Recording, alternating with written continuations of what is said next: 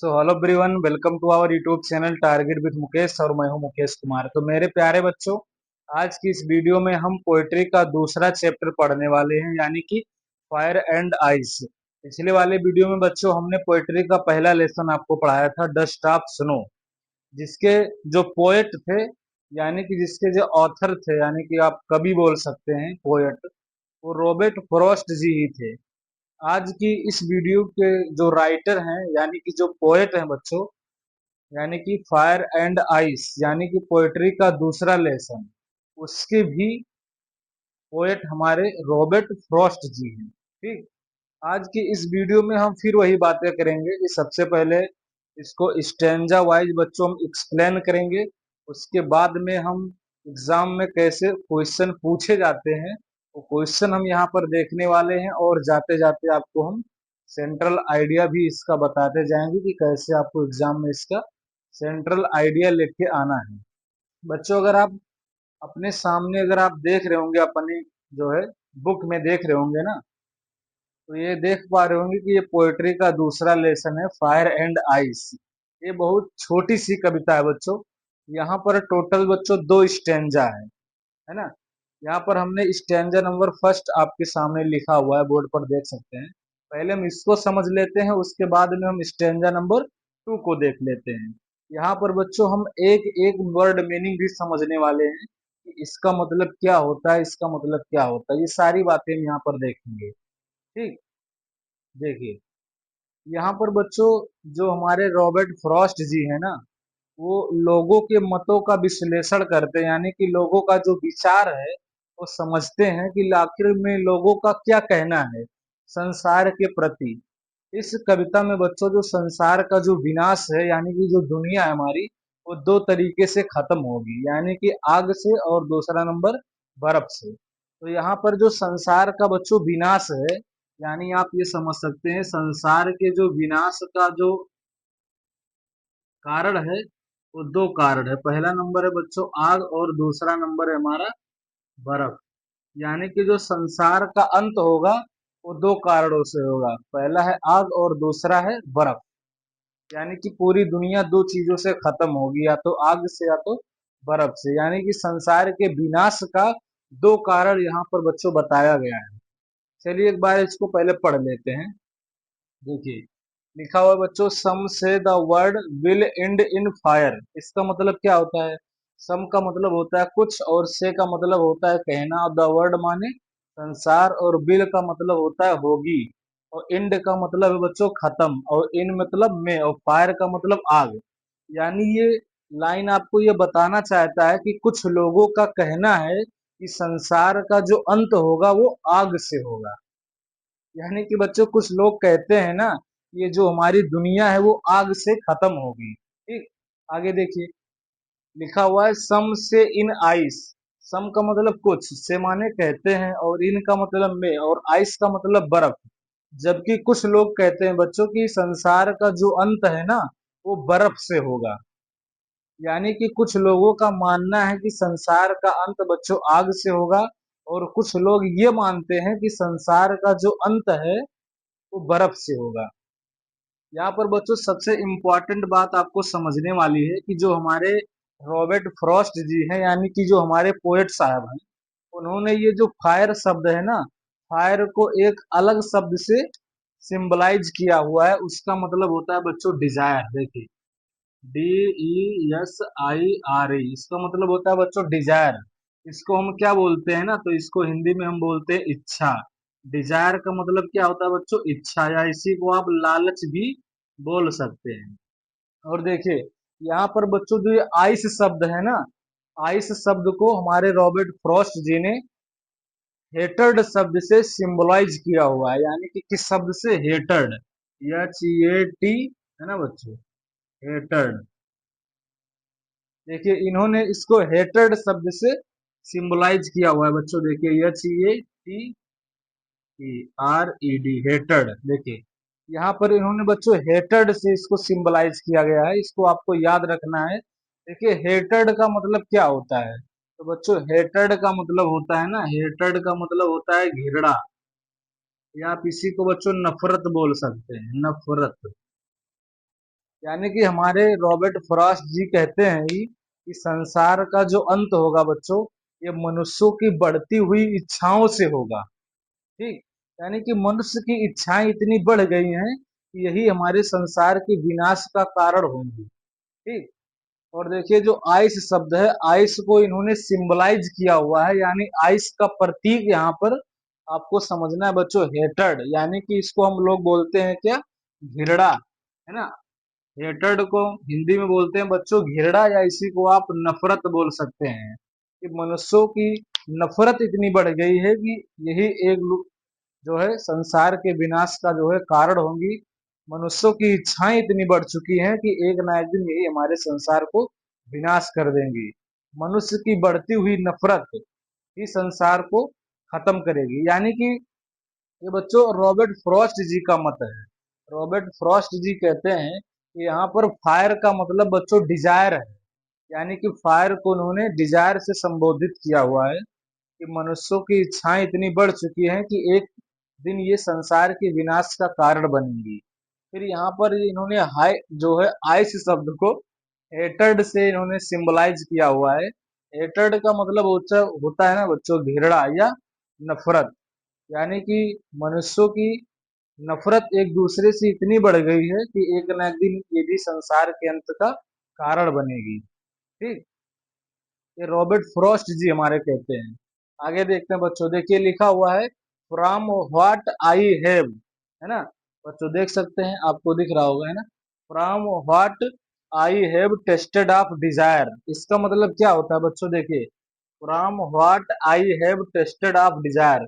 देखिए टेस्टेड का मतलब होता है बच्चों अनुभव करना, वो नहीं कि टेस्टेड का मतलब स्वाद लेना। ठीक है, यहाँ पर टेस्टेड का मतलब होता है अनुभव करना। From what I have tasted of Dzire, मैंने जहां तक कि मैंने इच्छा का अनुभव किया है, यानी कि हमारे रॉबर्ट फ्रॉस्ट जी कहते हैं जहां तक कि मेरा मानना है कि I hold with those who favour fire. I का मतलब होता है मैं, और होल्ड का मतलब होता है बच्चों, देखिए होल्ड का मतलब होता है सहमत होना, विथ माने से, और दोज माने उन लोगों से, वो माने जो, और फेवर का मतलब होता है पक्ष लेना। देखिए यहाँ पर हमने मीनिंग लिखा हुआ है बच्चों, देखिए एंड का मतलब होता है समाप्त होना या विनाश। देखिए डिजायर का मतलब होता है विश या आप इच्छा समझ सकते हैं। होल्ड का मतलब बच्चों एग्री होता है, आप इसको सहमत बोल सकते हैं। फेवर का मतलब होता है बच्चों पक्ष लेना या किसी को सपोर्ट करना। देखिए फेवर का मतलब होता है टू सपोर्ट, यानी कि पक्ष लेना। टेस्टेड का मतलब होता है एक्सपीरियंसड, ठीक, यानी कि एक्सपीरियंस्ड, अनुभव करना, किसी चीज का अनुभव प्राप्त करना, इसको बोलते हैं एक्सपीरियंस, है ना, एक्सपीरियंस, है ना, इस तरीके से। देखिए यहाँ पर बच्चों, यहाँ पर लिखा हुआ है ना आई hold with those who favour fire, यानी कि रॉबर्ट फ्रॉस्ट जी कहते हैं मैं उन लोगों का पक्ष लेता हूं जो ये मानते हैं कि दुनिया का जो अंत है वो आग से होगा। कभी कभी बच्चों एग्जाम में क्वेश्चन पूछेगा कि कभी किनकी पक्ष लेता है, यानी कि कभी इसका साथ देता है, तो आपको ये बताना है हमारे रॉबर्ट फ्रॉस्ट जी कहते हैं कि मैं उन लोगों का पक्ष लेता हूं जो ये मानते हैं कि दुनिया का जो विनाश है वो आग से होगा। ठीक, एक बार बच्चों इसको दोबारा देखते हैं, देखिए लिखा हुआ है some say the world will end in fire, कुछ लोगों का कहना है कि संसार का अंत बच्चों आग से होगा। देखिए सम से इन आइस, और कुछ लोग कहते हैं कि संसार का अंत बर्फ से होगा। यहाँ पर हमारे जो पोएट हैं रॉबर्ट फ्रॉस्ट जी, उन्होंने फायर को बच्चों डिजायर से सिंबलाइज किया हुआ है। सिंबलाइज का मतलब ये होता है कि यहाँ पर फायर का मतलब डिजायर समझा जाएगा, यानी कि फायर को सिंबलाइज किया गया है डिजायर से। एग्जाम में क्वेश्चन पूछ लेता है कि यहाँ पर फायर शब्द किसको सिंबलाइज कर रहा है, तो बच्चों आपको याद करना है डिजायर को। डिजायर का मतलब क्या होता है, इच्छा, या आप इसको लालच समझ सकते हैं, अभी मैं क्वेश्चन में करवाऊंगा। देखिए आइस का मतलब होता है बच्चों हेटर्ड।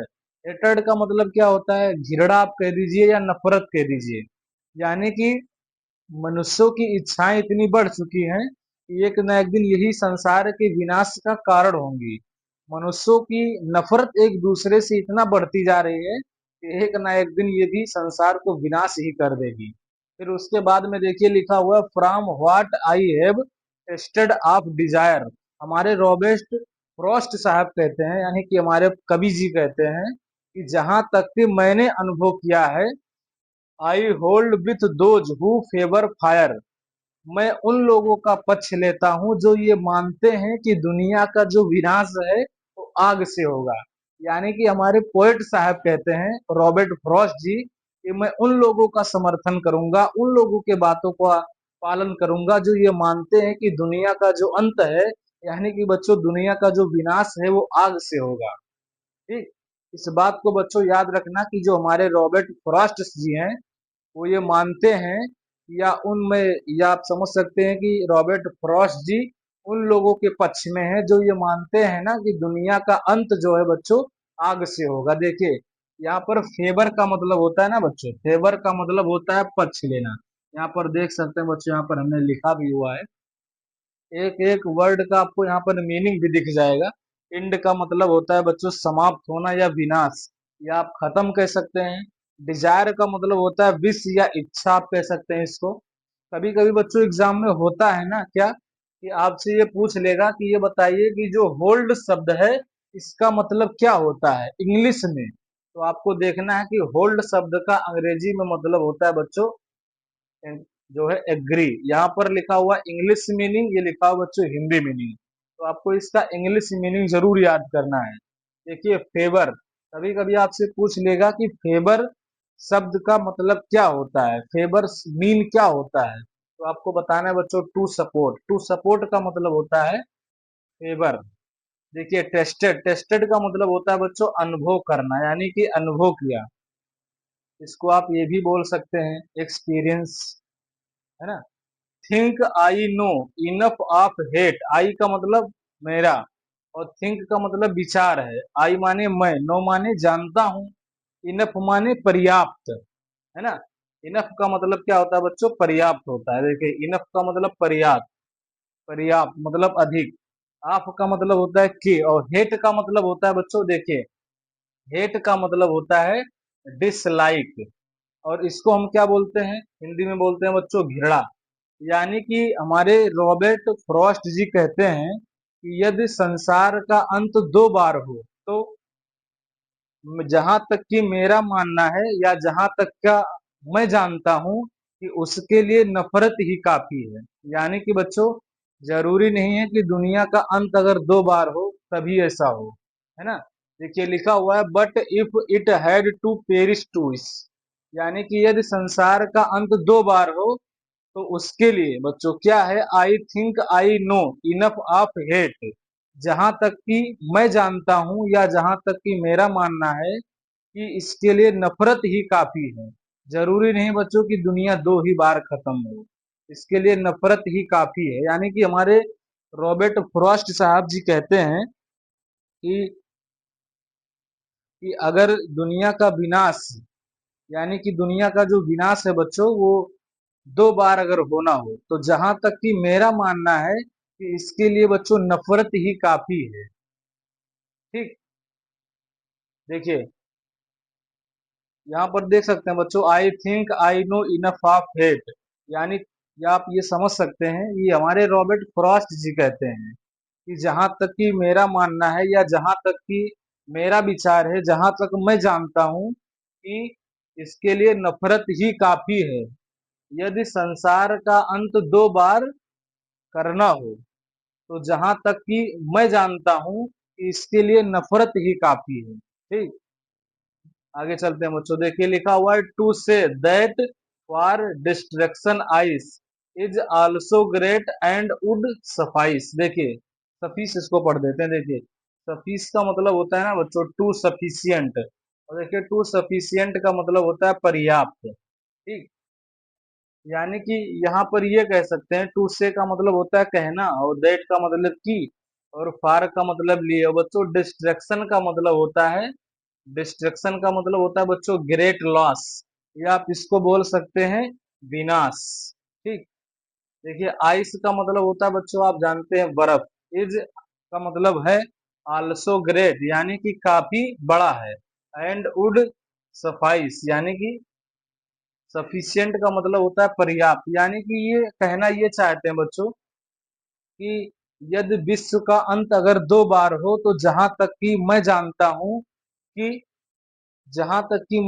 हूं कि उसके लिए नफरत ही काफी है। और फिर उन्होंने कहा to say that for destruction ice, और उसके लिए बर्फ ही काफी है, बर्फ ही अपने आप में बड़ा है, क्योंकि यही पर्याप्त है संसार का विनाश कर देने से, कि बर्फ से ही संसार खत्म हो सकता है।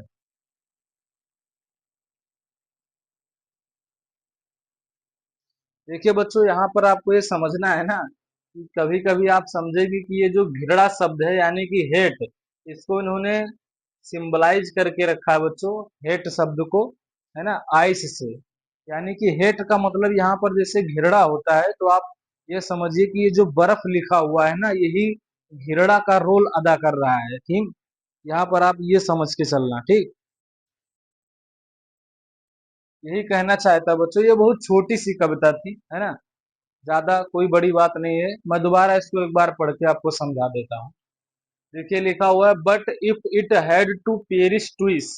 बट का मतलब होता है लेकिन, और पेरिस का मतलब होता है बच्चों, पेरिस का मतलब होता है डाई, और डाई का मतलब क्या होता है, मरना। और ट्विस्ट का मतलब होता है बच्चों टू टाइम्स, यानी कि दो बार। यानी कि अगर विश्व का अंत दो बार हो, यानी कि अगर मुझे या बच्चों संसार का अंत दो बार करना पड़े, तो आई think I know enough of hate, यानी कि हमारे रॉबर्ट फ्रॉस्ट जी हैं। यहाँ पर आई का मतलब होता है मैं, तो मैं का मतलब आप ये समझिए बच्चों कि रॉबर्ट फ्रॉस्ट जी कह रहे हैं इस बात को। आई think I know enough of hate, जहां तक कि मेरा मानना है या जहां तक मैं जानता हूं कि इसके लिए नफरत ही काफी है, ठीक। To say that for destruction ice is also great and would suffice, इसका मतलब क्या है? इसका मतलब ये है बच्चों कि विश्व के विनाश के लिए, यानी कि संसार के विनाश के लिए घिरड़ा यानी कि बर्फ, संसार के विनाश के लिए घिरड़ा यानी कि बर्फ ही काफी है बच्चों, कि संसार का विनाश कर देगी, ठीक। बस यही इसका मतलब था। चलिए बच्चों, हम जो है ना आपको ये करवाते हैं कि एग्जाम में कैसे प्रश्न पूछे जाते हैं। यानी कि आपको स्टेंजा दे दिया जाएगा और उस पर आधारित प्रश्न आपसे पूछा जाएगा, तो वह वो जो है कैसे पूछा जाता है वो हम आपको बताते हैं, ठीक।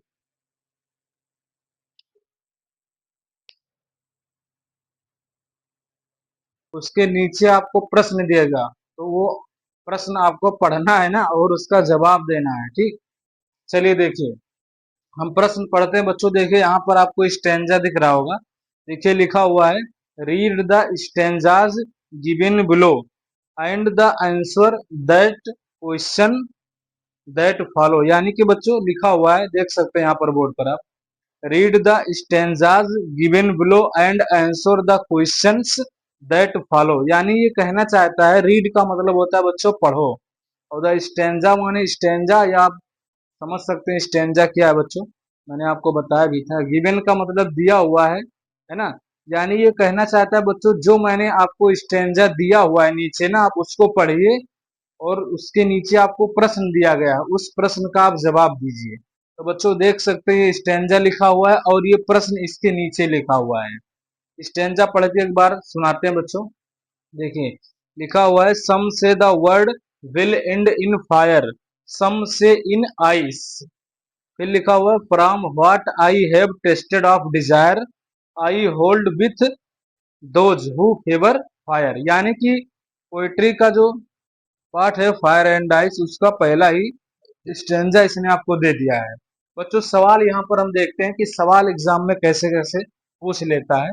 तो देखिए सवाल ये हमारा लिखा हुआ है, who is the poet of the poem fire and ice, यानी ये आपसे जानना चाहता है कि फायर एंड आइस कविता के कवि कौन है। पोएट का मतलब क्या होता है बच्चों, कवि। तो अभी मैंने आपको बताया था बच्चों कि इसके पोएट जो है हमारे रॉबर्ट फ्रॉस्ट जी हैं। तो यानी यहाँ पर जो है कौन सा ऑप्शन हमारा सही हो जाएगा बच्चों, तो ऑप्शन नंबर, है ना, यहाँ पर देखिए ऑप्शन नंबर डी हमने नहीं लिखा, यहाँ पर लिख देते हैं रॉबर्ट रॉबर्ट फ्रॉस्ट। देखिए यही ऑप्शन बच्चों हमारा सही हो जाएगा, यानी ऑप्शन नंबर डी, है ना, क्योंकि फायर एंड आइस के लेखक यानी कि बच्चों जो पोएट है ना, वो रॉबर्ट फ्रॉस्ट जी हैं। ठीक, आगे चलते हैं बच्चों, क्वेश्चन नंबर दूसरा देख लेते हैं। देखिए लिखा हुआ है द फरेज, है ना, फरेज होल्ड विथ मीन्स। देखिए अभी जस्ट आपने अपने कॉपी में लिखा होगा बच्चों कि होल्ड का मतलब क्या होता था। होल्ड का मतलब होता है बच्चों सहमत। आप अपने कॉपी में देख लीजिएगा, होल्ड का मतलब सहमत होता है। तो वही आपसे पूछना चाहता है कि होल्ड का मतलब क्या होता है। तो बच्चों होल्ड का मतलब एग्री होता है, यानी कि इसका ऑप्शन ये बिल्कुल सही हो जाएगा। ठीक, आगे चलते हैं, क्वेश्चन तीसरा देख लेते हैं। देखिए लिखा हुआ है from which poem have these line been taken, यानी ये पूछना चाहता है ये जो लाइन आपको दिया गया है इस कविता का, ये किस अध्याय से लिया गया, यानी कि किस पार्ट से लिया गया, उस पार्ट का क्या नाम है। तो बच्चों उस पार्ट का नाम है फायर एंड आइस, यानी कि इसका ऑप्शन बी बिल्कुल सही हो जाएगा। ठीक, देखिए चौथा क्वेश्चन पर आ जाते हैं बच्चों। देखिए लिखा हुआ है व्हाट, देखिए what does the poet compare fire with, यानी ये कहना चाहता है कि जो पोएट है यानी कि हमारे कवि जी, उन्होंने फायर शब्द को किससे तुलना किया गया है ना। कंपेयर का मतलब होता है बच्चों तुलना करना, यानी कि कवि ने फायर शब्द की तुलना किससे की है। तो बच्चों भी मैंने आपको बताया था ना कि फायर शब्द की तुलना कवि ने डिजायर से किया गया है ना। तो यहाँ पर कौन सा ऑप्शन सही हो जाएगा, ऑप्शन नंबर बी, यानी कि फायर शब्द की जो तुलना है वो कवि ने डिजायर से कर रखी है। लेकिन अगर यहीं पर बच्चों कहीं आइस पूछ लेता ना, तो उसको मैं हेटर्ड बताता, है ना। इसीलिए मैंने कहा था कि इसको लिख लेना, ठीक है। देखिए अगला है क्वेश्चन नंबर 5। देखिए लिखा हो बच्चों सम पीपुल से the world will end in dot dot, यानी कि कुछ लोगों का कहना है कि संसार का अंत होगा, किससे होगा बाबू, फायर से होगा। तो यानी यहाँ पर क्या भरना है, फायर, तो यानी इसका ऑप्शन डी बिल्कुल राइट हो जाएगा। देखिए बच्चों अगर आपने ना अगर कविता को अच्छे से ढंग से पढ़ लिया तो इसके क्वेश्चन का जवाब आप बहुत जल्दी ही दे सकते हैं। ठीक, तो इस तरीके से हमने यहाँ पर 5 क्वेश्चन लिए थे, 5 क्वेश्चन का पांचों का मैंने जवाब दे दिया है। पहला का है हमारा, पूछ रहा था कि फायर एंड आइस के कवि कौन है, तो रॉबर्ट फ्रॉस्ट जी हैं, है ना। होल्ड का मतलब क्या होता है, होल्ड का मतलब बच्चों एग्री होता है। इस कविता का क्या नाम है, तो फायर एंड आइस नाम है इसका। कवि ने जो है फायर की तुलना किससे की है, तो डिजायर से इन्होंने की है। सम पीपुल से the world will end in dot dot, यहाँ पर क्या भरना है, फायर, तो फायर सही हो जाएगा, है ना। चलिए बच्चों हम अगला करते हैं स्टैंजा नंबर 2 पे।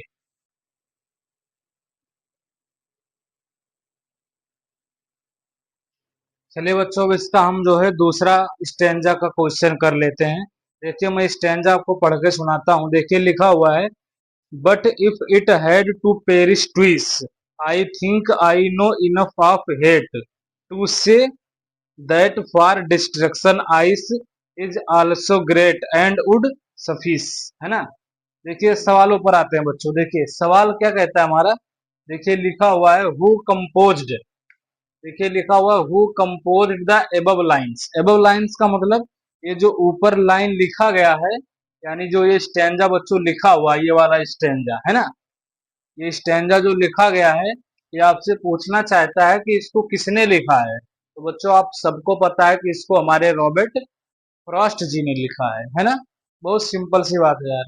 देखिए दूसरा क्वेश्चन है what enough to destroy the world is, यानी कि संसार को खत्म करने के लिए पर्याप्त क्या चीज है। तो बच्चों संसार को खत्म करने के लिए पर्याप्त है हमारा हेटर्ड, यानी कि नफरत, है ना बच्चों। अच्छा बच्चों एक बात मैं आपको ये बताना चाहता हूँ, अभी हमने शुरुआत में जब हेटर्ड का मीनिंग लिखा था ना, तो हमने ये लिख दिया हुआ था H A T E R E D, ये बच्चों हमने गलत लिख दिया था, उसके लिए माफी चाहते हैं। आप ये लिख लेना H A T R E D, ये होता है, ये सही होता है बच्चों, है ना। शुरू में हमने यहाँ पर आपको लिखा था, आप देखेंगे अपने कॉपी में ना, तो देखेंगे कि ये लिखा हुआ H A T E R E D, उसको काट दीजिएगा, ये होता है hatred, H A T R E D. ठीक, हमने ध्यान नहीं दिया था थोड़ा। देखिए, तो यहाँ पर बच्चों लिखा हुआ है what enough to destroy the word is, यानी कि ये हमारा सही हो जाएगा ऑप्शन डी हेटेड। हेटेड बच्चों ऐसे ही रहेगा। जब शुरू शुरू में मैंने स्टैंजा नंबर पहला आपको पढ़ाया था, तो देखिए उसके दूसरे लाइन में लिखा था हमने आइस को सिंबलाइज कर रखा था हेटेड से, तो हमने वहां पर ई लगा दिया था, उसको हटा देना बच्चों, ऐसा रहेगा वो। ठीक, आगे देखते हैं बच्चों क्वेश्चन नंबर तीसरा। देखिए दे लिखा हुआ है द वर्ड सफाइस मीन्स। देखिए इसका मतलब क्या होता है ये पूछना चाहता है, तो बच्चों भी मैंने आपको अपने कॉपी में लिखवाया था, आपके कॉपी में। अगर आप इसको फेयर कर रहे होंगे यानी कि लिख रहे होंगे, तो आप अपने कॉपी में जरूर देखिएगा। सफाइस का मतलब क्या होता है बच्चों, टू बी इनफ, यानी कि पर्याप्त। यही हमारा सही हो जाएगा, यानी ऑप्शन नंबर बी, ये हमारा बिल्कुल राइट हो जाएगा। ठीक, क्योंकि सफिस का मतलब होता है पर्याप्त, और इनफ का मतलब भी पर्याप्त होता है बच्चों, और सफिशियंट का मतलब भी पर्याप्त ही होता है। ठीक, इसी तरीके से बच्चों बोर्ड एग्जाम में प्रश्न आते हैं, आप इनको देखकर बढ़िया से कॉपी बना लीजिएगा। ठीक, आइए बच्चों हम चलते हैं इसके सेंट्रल आइडिया को, यानी कि एग्जाम में इसका सेंट्रल आइडिया आएगा तो आपको कैसे लिख के आना है। बड़ा इंपॉर्टेंट होता है सेंट्रल आइडिया, इसको लिख लेते हैं। ठीक,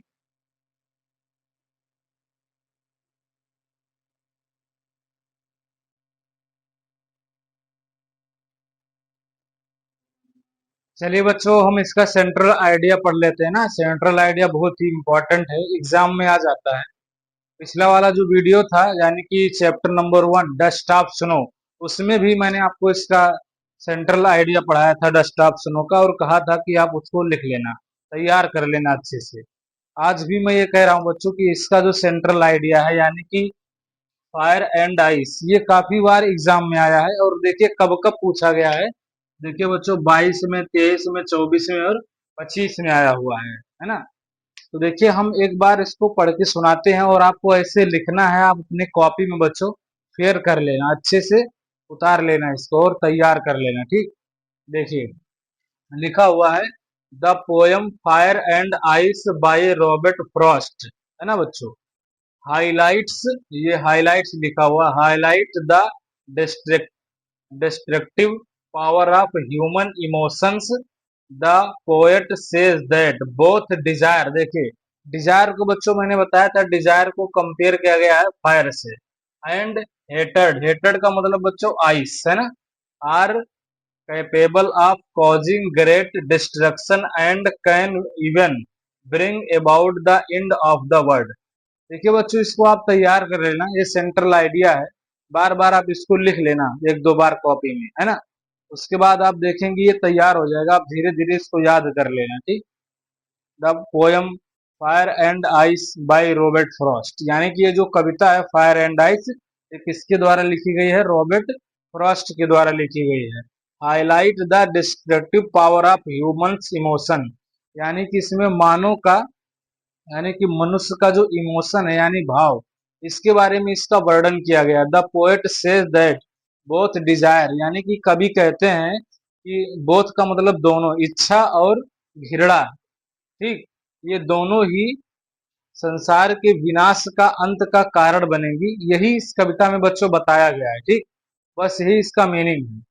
चलिए बच्चों आज की ये वीडियो हम यहीं पर खत्म करते हैं, यानी ये वीडियो हो गया खत्म। ठीक, और ये वीडियो कैसा लगा आप कमेंट करके जरूर बताना। इस वीडियो को बनाने में काफी समय हमको लग गया, कई बार हमने इस वीडियो को शूट किया तो लाइट चली गई, है ना, कभी शूट किया तो नेटवर्क का इशू आ गया, मतलब कई सारे प्रॉब्लम आ गए थे, है ना। कभी लाइट की इशू हुई, कभी लाइट नहीं आया, कभी हम लोग जब वीडियो बनाते थे तो पता चला कि कैमरा ने जो है रिकॉर्ड करना ही छोड़ दिया, मतलब रिकॉर्ड ही नहीं किया, मतलब कई सारी दिक्कतों के बाद हमने इस वीडियो को शूट किया हुआ है। तो आप एक बार इसके बारे में जरूर बताना कि ये वीडियो आपको कैसा लगा। ठीक, चलिए बच्चों मिलते हैं अगले वीडियो में, तब तक के लिए जय हिंद।